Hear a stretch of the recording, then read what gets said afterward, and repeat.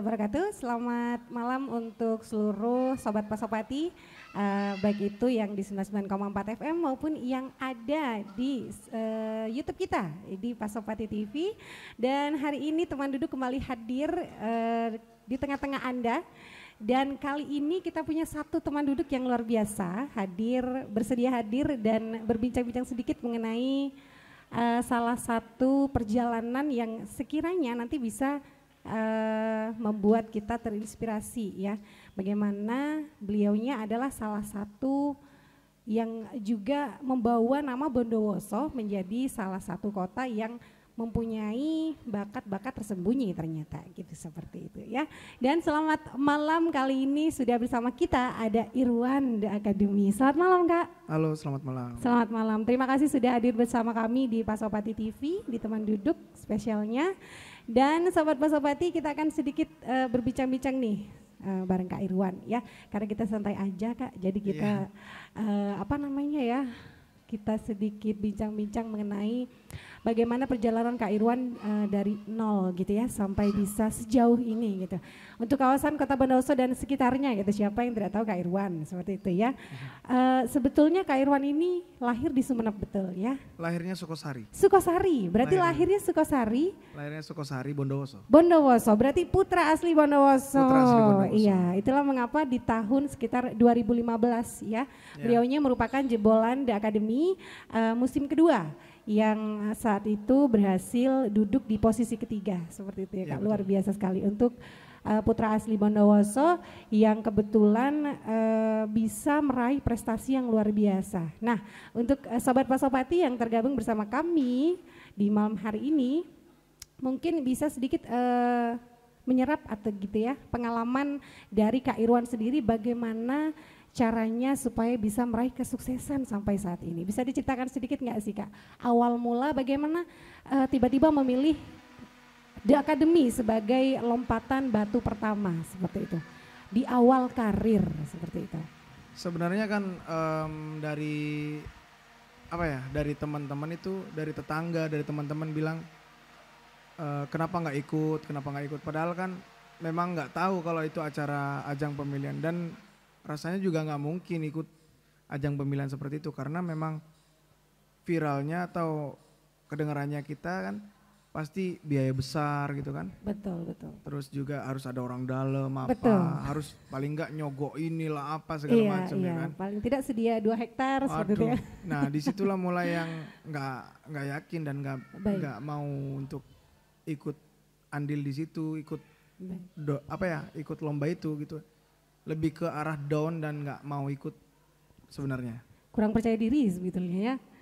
Kalau percaya diri sih sebenarnya ada. Iya. Cuman kita mau masuk ke sana itu kalau nggak ada orang dalam gimana gitu kan. Iya, Nah, oke, baik. Disitulah kita ke Jakarta, Irwan ke Jakarta kerja mebel. Baik. Dan kebetulan kok Irwan iseng-iseng buka wifi gitu kan, pakai laptop di tempat kerja Irwan. Pada akhirnya Irwan cari pekerjaan formulir-formulir yang ada di Indonesia terdekat gitu kan. Pertama ya memang aku nggak ke DA Academy ya kan. Awal mula malah jadi diterima di busway gitu kan, security busway. Terus daftar lagi diterima di security Ragunan ya kan. Baik. Iya, lebih ke arah situ. Terus jadi awal mula hijrah ke Jakarta sebetulnya bukan ke The Academy sebetulnya. Iya, justru ya? tukang. Oh iya. Ya, tukang mebel.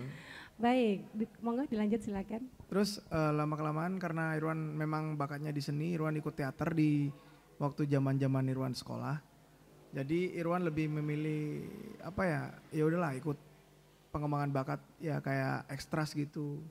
Diajak sama Pale, diajak sama teman-teman artis juga, dikenalin. Ya pada akhirnya Irwan ikut ekstras, ya kayak cuman kelihatan punggungnya gitu kan. Jalan di belakang itu, udah dikasih uang 40.000 di situ udah alhamdulillah. Karena memang dari mana lagi kalau nggak ada di ekstras untuk tampil di TV gitu. Sebenarnya ke situ. Terus lama-kelamaan kok pengen terus tampil di TV gitu kan setelah jadi ekstras.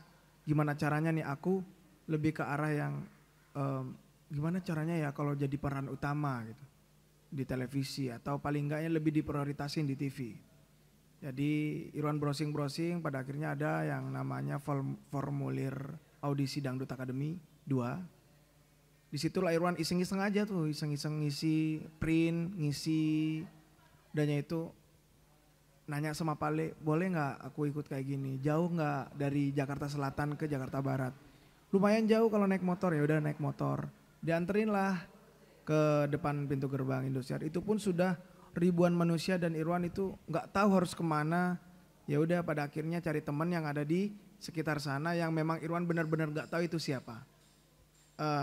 Mereka itu ada yang dari Sumbawa, ada yang dari Bandung. Jadi kita bahkan sempat ketemu sama kelahiran Bondowoso juga, penyanyi biduan di sini namanya Rizka. Oh iya, ya. Baik. Kalau nggak salah rumahnya di daerah timur ya? Ya, daerah Wonokusumo ke timur. Nah, iya, baik. Jadi pernah sempat ketemu dan satu audisi sama dia. Di tahun 2015 waktu itu? Ya, baik. Jadi ketemu sama Rizka, loh ikut juga tah? Iya, oh iya wes gabung. Nah udahnya itu pada akhirnya, gimana kamu lolos nggak? Nggak lolos mas. Wah, iya yo. Orang ada kali 11.000 berapa gitu. Ya udah pada akhirnya Irwan ke dalam, masuk di kloter 1, diterima, di kloter 2 dicela, bahkan hampir nggak diterima karena memang tidak banyak penguasaan lagu, karena Irwan memang bukan penyanyi dangdut, penyanyi pop pada awalnya. Dan salah satu vokalis vertikal band di Sumenep. Iya. Jadi ya udah, jadi nyimpen save lagunya itu nggak banyak gitu. Jadi cuman sedikit aja, jadi ya udah ikut-ikut. Bismillah lah nawa itu, yang penting sempat debat sama jurinya. Kenapa kamu kok ikut dangdut? Kamu kan gak banyak konsumsi dangdutnya. Dia bilang, saya mau belajar. Ya apa adanya aja. Dia bilang, ya orang mau bekerja ya harus belajar dulu baru bisa bekerja. Sama seperti lagu. Ada lagu baru dangdut kita pelajari, kalau misalkan bisa saya nyanyikan, kalau gak bisa ya saya gak bisa. Tidak perlu di depan juri acting sok bisa. Tapi memang benar-benar gak bisa, saya bilang gak bisa. Lagu ini bisa nggak? Lagu Maya nggak bisa. Lagu ini bisa nggak? Lagu Terajana nggak bisa. Terus kamu mau datang ke sini mau ngapain ya? Saya mau ikut audisi dangdut. Apa yang bikin kamu yakin? Ya saya bisa menyanyikan lagu dangdut. Tapi nggak semuanya dangdut bisa. Ya udah apa yang kamu nyanyikan? Nyanyilah Harus Kau Berakhir, Cinta Hitam, terus Sapu Tangan Merah. Ya disitulah mulai yang oke, ya udah kalau kamu cuman punya 3 lagu, pembendaraan lagu, ya udah kamu pulang aja deh. Nah formulirnya dikasih sama aku, otomatis kan udah pulang tuh. Baik. Setelah dibuka lolos ke kloter 3. Baik. Nah ya udah disitulah. Sama pun juga di kloter 3 itu ketemulah juri terakhir, bukan juri terakhir yang mau juri terakhir yang mau menuju ke juri artis. Juri utama ya. Nah jadi ya udah disitulah mulai nyanyi. Terus ya sama, kamu nyanyi lagu apa? Lagu Maya bisa nggak? Nggak bisa. Siapa yang lolosin kamu sampai ke kloter 3? Di sini kan harusnya pembayaran lagunya banyak gitu. Jadi kamu harus banyak lagu di sini. Saya mau belajar bang. Insya Allah saya bisa. Jadi kalau misalkan saya dikasih PR, insya Allah saya pelajari. Nah, ya udah dikasih. Kamu lagu ini bisa nggak? Dan kebetulan lagu Harus Kau Berakhir itu lagu yang memang kesukaan aku, dan dikasihlah. Coba sekarang nyanyilah Harus Kau Berakhir. Ya udah. Nyanyi di situ Harus Kau Berakhir, pada akhirnya ya udah lolos. Nggak yakin nih karena ke juri artis, karena terakhir juri artis, kalau nggak lolos di juri artis ya udah pulang ke rumah Pak Ali aku lolos, besok ke juri artis, katanya. Nggak percaya Pak Ali, alah kamu nggak percaya, dianterin lah lagi lah keesokan harinya, nyanyi di situ. Antrian 1.800, aku 100 terakhir, ya 100 terakhir. Pada akhirnya dijuriin, ya udah alhamdulillah lolos, dan masih nggak dikepercayain, nggak sama sekali percaya. Saya lolos, dapat golden ticket, bahkan di situ dikasih tanda tangan 3 juri, jadi prioritas. Jadi tidak perlu audisi lagi, dan ya udah tinggal lolos saja 35 besar. Berarti langsung masuk 35 ya, besar 35 karena mendapat besar. Prioritas dari juri. Ya harusnya setelah mendapatkan golden ticket itu dipilihlah 100 orang yang masuk golden ticket. Jadi yang masuk golden ticket itu belum tentu masuk. 35 besar. Jadi masih belum tentu masuk ke 35 besar. Disaring lagi seperti itu ya. Disaring lagi. Baik. Jadi akhirnya Irwan dapat yang dapat itu 2 orang, Irwan sama Ayu Cirebon. Ayu Cirebon, ya. Baik. Baik, itu tadi sejarah singkat tentang perjalanan Kak Irwan masuk di The Academy seperti itu ya. The Academy ini kita tahu bahwa salah satu lomba bergenre dangdut seperti itu. Nah tadi kita sempat dengar sedikit bahwa sebetulnya Kak Irwan adalah salah satu penyanyi yang bergenre pop pada awalnya, gitu ya Kak ya. Solawat dulu, pop dulu. Solawat dulu, baru pop, baru dangdut. Oke, jadi dari genre salawat dulu kemudian ke pop.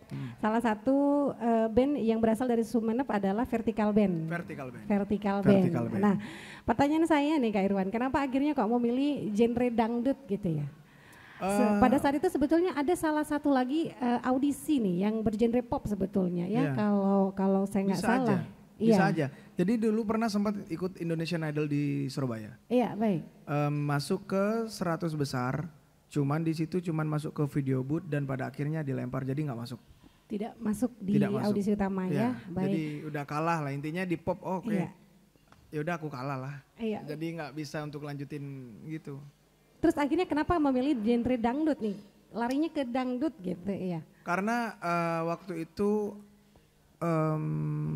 dari sholawat kan kita ke pop baru dangdut ya waktu kecil.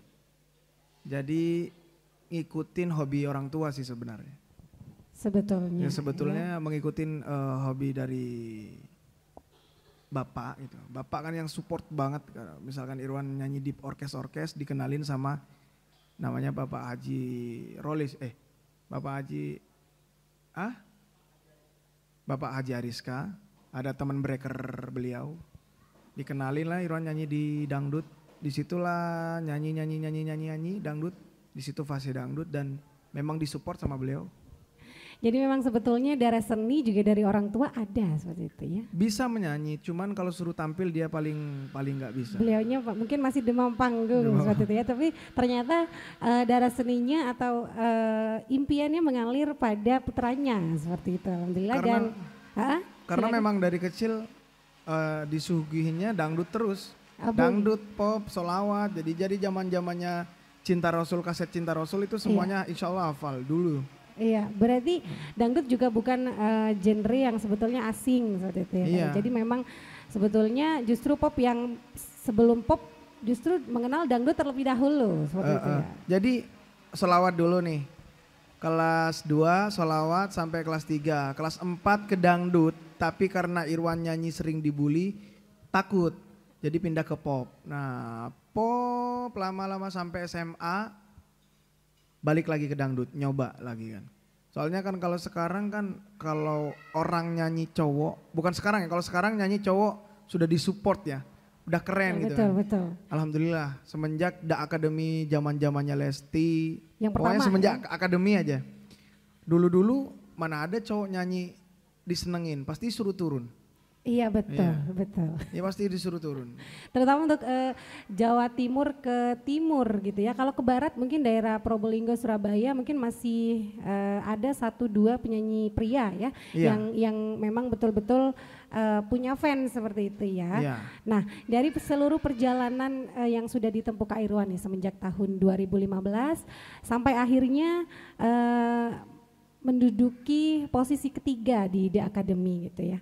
Adakah cerita-cerita yang terkesan sampai hari ini nih, mungkin yang bisa dibagikan ke Sobat Pasopati, bagaimana jika kalian memiliki impian gitu ya, seperti tadi Kak Irwan awalnya takut bahwa memang harus punya orang dalam, harus punya dana yang besar seperti itu. Nah, di sini mungkin bagi teman-teman yang lain nih yang satu profesi dengan kita seperti itu Kak, yang pengen juga go nasional seperti itu ya, bisa pergi ke Jakarta tapi takut nih dengan segala macam desas-desus yang terkabar sebelumnya seperti dana besar atau mungkin orang dalam begitu.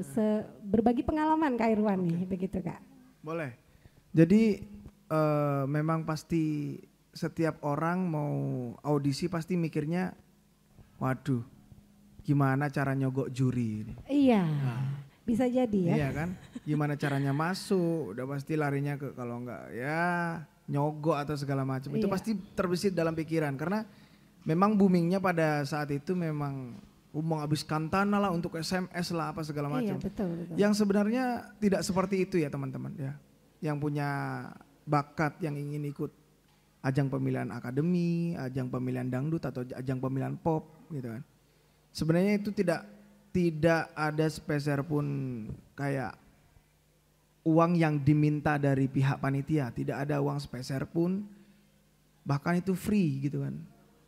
Mungkin kita kayak misalkan mengeluarkan uang paling kita ke tempat fotokopi ya kan, buat cetak formulir, nama cetak foto kita, ya udah kita nyanyi aja, keterima ya alhamdulillah, ya kayak gitu prosesnya. Jadi tidak ada sedikit pun yang ada embel-embel untuk dibayar siapa, nyogok atau apa, nggak ada.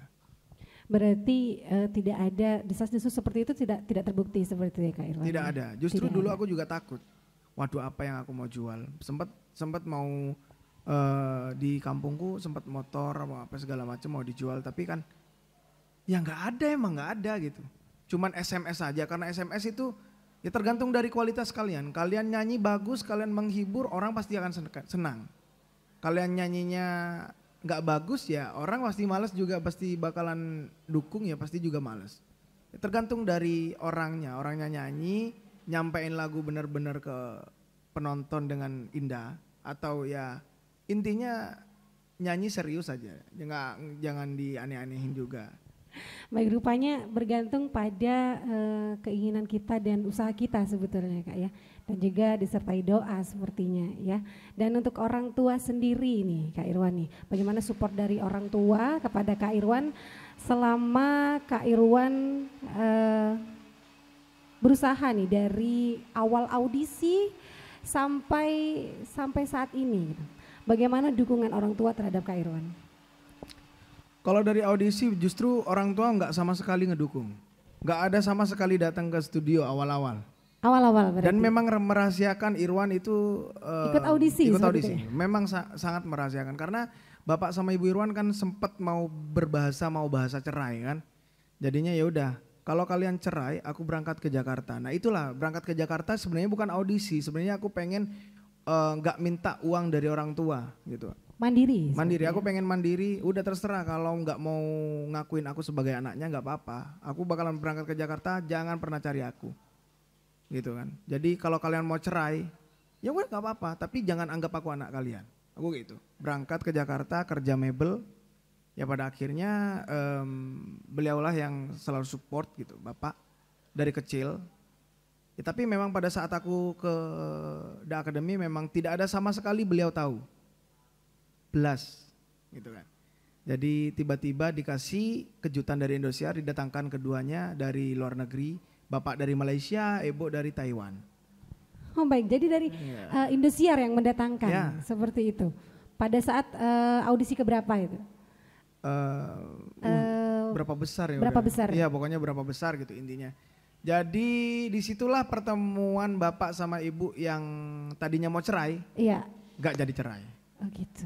Berarti dengan Kak Irwan bisa masuk di akademi selain mendapatkan apa yang Kak Irwan impikan seperti itu ya, juga hikmah lainnya ternyata orang tua bisa bersatu kembali. Amin, seperti alhamdulillah. itu ya, alhamdulillah. Nah Sobat Pasopati, itu salah satu bukti bahwa dari usaha kita ternyata tidak memungkiri ya, bahwa kalau kita berusaha dengan sungguh-sungguh ternyata memang banyak sekali yang bisa kita petik, karena usaha sebetulnya tidak mengkhianati hasil, seperti itu ya Kak. Nah untuk single sendiri nih, single dari Kak Irwan sendiri nih, kalau dari data yang saya punya ada sekitar 4 single yang sudah Kak Irwan punya ya. Semenjak 2015 ada Benang Biru yang di recycle dari lagu Maggie Z ya. Oke. Dan kemudian di tahun 2016 ada Main Api. Ciptaan dari Muhammad Adi Masyhudi waktu itu. Ya. Nah, di 2 single terakhir nih di tahun 2017 dan 2020 nih aku agak sedikit tertarik gitu, karena penciptanya kayaknya Kak Irwan sendiri seperti itu ya. Ada Sang Pangeran Sang Pangeranmu dan Penggemar Dangdut gitu ya. Itu ciptaan benar-benar Kak Irwan sendiri nih. Irwan. Berarti kenapa tiba-tiba pengen nih ciptain lagu gitu? Karena waktu itu Irwan punya kekasih. Oh begitu. Ya, mantan. Ini yang mana sekarang nih? jadi mantan. Gitu. Ini yang mana nih? Yang membelakangi, yang melatar belakangi yang mana nih, cerita ini nih? Lagu yang mana? Single lagu yang Sang Pangeranmu. Sang Pangeranmu berarti yang di tahun 2017. Ya, tahun 2017 saya menciptakan lagu Sang Pangeranmu itu diperkhususkan buat sebenarnya kita kan mau nikah. Oke, Iya, sebenarnya sudah mau hampir hubungan yang serius gitu Ya, ya Kak, hubungan ya? yang Oke. serius dan sempat juga udah pilih-pilih baju kan. Sempat Oke. pilih-pilih baju untuk prewedding ya, Oke, prewedding ya. prewedding. Menciptakan lagu ya buat dia, akulah sang pangeranmu. Iya. Jadi ya udah memang pas momennya, tadinya memang ya mau nikah atau segala macam, tapi Allah berkehendak lain. Ya pada akhirnya Irwan tidak berjodoh, Baik. tidak berjodoh. Jadi Sang Pangeranmu itu sebetulnya lagu yang diciptakan Ya. khusus untuk calon seperti itu ya. Akhirnya itu yang membuat akhirnya Kak Irwan pengen nih ciptain lagu untuk calon gitu ya. Oke. Untuk lagu yang terakhir ya ada penggemar dangdut, ini genrenya agak sedikit ngerok ya. Agak sedikit ngerok kan ya penggemar dangdut nih kalau aku nggak salah gitu, agak Ya sedikit penggemar dangdut ya. ngerok banget gitu ya di tahun 2020, dan ini juga ciptaan dari Kak Irwan sendiri gitu. Kayaknya berbeda sekali dengan Sang Pangeranmu yang dangdut banget gitu ya. Untuk lagu penggemar dangdut sendiri nih Kak Irwan ya. Akhirnya menciptakan lagu yang bergenre rock seperti itu. Nah, apakah ada nih kemungkinan di single-single ke depan genrenya yang berbeda nih, seperti kita tahu bahwa dulu katanya pernah selawatan, kemudian di pop juga pernah. Nah, apakah di masa depan nih kemungkinan single-singlenya ada yang mengarah ke situ, Kak Irwan? Kalau singlenya untuk bulan depan ini tentang penghinaan ya, jadi oke. tentang yang Irwan dihina dulu gitu. Bocoran nih gitu Bocorannya tentang orang yang dihina dulu, Oke. dilempar kencing. Oh ya, Iya. pernah. Ya dilempar kencing, Itu dihina. segala kapan macam. itu Kak? Masih Awal-awal? kecil ya, awal 2009 apa 2008 gitu. Itu berarti Masih kenangan kecil ya, masih. baik. Ya. Itu Jadi- pada saat penyanyi. Ya. gitu. Jadi kan Oke. aku tadi bilang kalau cowok menyanyi di atas panggung pasti sudah turun. Oh iya iya. Oh baik. ceweknya aja, ayo yang seksi aja, yang rocknya Oke. ini gitu. Jangan laki-laki lah gitu. Sampai seperti itu gitu ya Kak Ya, ya. jadi disitulah yang menjadi tetap ingat sampai sekarang. Aku dulu dihina, dicaci maki, ya pada akhirnya aku terinspirasi bangun tidur, bikin lagu. Oh aku harus bikin lagu tentang perjalanan Irwan yang dulu dihina, hingga akhirnya menjadi Irwan yang dikenal orang. Oh baik, berarti ini sedikit bocoran nih, beruntung Ya. sekali kita ya hari ini. Berarti untuk genrenya sendiri apakah tetap rock atau Enggak, Enggak. justru genrenya itu ada di awal-awal itu lagunya sedih. baik? Tapi pada saat di tengah, di ref kedua, di koplo. Karena sekarang musimnya koplo Iya, ya. Di lagi koplo. musim sekali. Baik, untuk kesehariannya sekarang Kak, gitu ya. Bagaimana dengan keseharian Kak Irwan sekarang? Untuk keseharian sekarang kalau Irwan sekarang lagi di Jogja. Oh baik. Jadi ada kafe namanya Pendopo Malioboro. Jadi ada beberapa owner di dalamnya, termasuk Irwan. Jadi sibuknya lagi ngebangun gimana caranya Pendopo Malioboro ini selalu banyak pengunjung. Terus juga lagi ngumpulin talent-talent. Ya pada akhirnya ketemulah talent, ada Avandi Neumu. Terus ada Elinda Iya. Neima, ada Reki Tenor, ada Mechele juga ikut bergabung sama abangnya di sini, Mechele. Nah, Iya, itu baik. udah kayak adekku Ini sendiri. kayaknya asli Bondowoso juga ya? Oh enggak, yang Mechele. Oh Nah, bukan, oke. Itu asli mamanya Temanggung kata. Oh gitu, baik. Jadi ya banyak nih, ada Bang Mimin, banyak, ada kakak kandung Irwan, ada bapak, ya selalu support. Pokoknya banyak, ada Oki, ada Ijep, Iya. banyak yang support kita di setiap perjalanan setiap hari Irwan.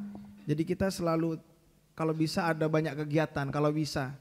Tapi ya kemarin juga sempat manggung di Tirta Agung sama teman-teman semuanya dari Bang Fandi Neumu juga ada Michelle, ada Reki Tenor juga. Ya pokoknya semuanya kegiatannya gitu-gitu aja. Kita konten Masih aja. terus berkarya. Konten seperti itu ya. berkarya, pokoknya ya kemana-mana konten tuh. Mamanya Michelle setiap hari konten Iya. aja dia. Karena sekarang apa-apa media sosial menjadi salah satu pacuan utama gitu ya Kak ya. Iya. Oke, terima kasih Kak Irwan sudah bersedia untuk berbincang sedikit bersama kami, Ya. Pasopati TV di Teman Duduk. Dan sebelum kita tutup nih Kak Irwan mungkin bisa sedikit kasih motivasi nih untuk teman-teman yang sudah tergabung bersama kita di Pasopati TV maupun di Radio Pasopati 99,4 FM Radio Pasopati, mungkin yang bisa agar bisa semangatnya nular nih gitu. Amin, ya Kak. Amin. Ya, silakan. Ya pokoknya buat teman-teman yang sudah tergabung di Pasopati TV atau yang sudah nonton di rumah atau di layar kaca Anda ya. Pokoknya intinya kalian punya bakat, jangan pernah dipendam. Salurkan aja bakat kalian. Tapi kunci yang pertama tetap ingat kedua orang tua, karena orang tua itu adalah doa yang paling mujarab menurut Irwan. Itulah jimat kita. Kalau kita nggak pamit atau nggak izin ke orang tua kita, gimana kita mau sukses kalau nggak ada doa-doa dari beliau, ya gitu kan. Tetap legowo, tetap jangan sombong intinya. Tetap jaga mood, tetap semangat, jangan sombong katanya Ibu Joget, ingat kan ya. Nah pokoknya seperti itu. Pokoknya salam dari Irwan, salam setong dere. Oke, salam setong dere. Terima kasih Sobat Pasopati yang sudah tergabung bersama kita di hari ini, malam ini, terutama spesial untuk Kak Irwan juga dan seluruh krunya yang telah memberi kami kesempatan untuk berbincang-bincang pada malam hari ini. Saya Ratika Santi beserta seluruh kru yang bertugas pamit mohon undur diri dulu dari ruang dengar Anda dan hadapan Anda. Kemudian kita akan jumpa lagi kapan-kapan di teman duduk selanjutnya. Dengan teman duduk siapa kira-kira ya? Baik, terima kasih. Selamat malam. Assalamualaikum warahmatullahi wabarakatuh.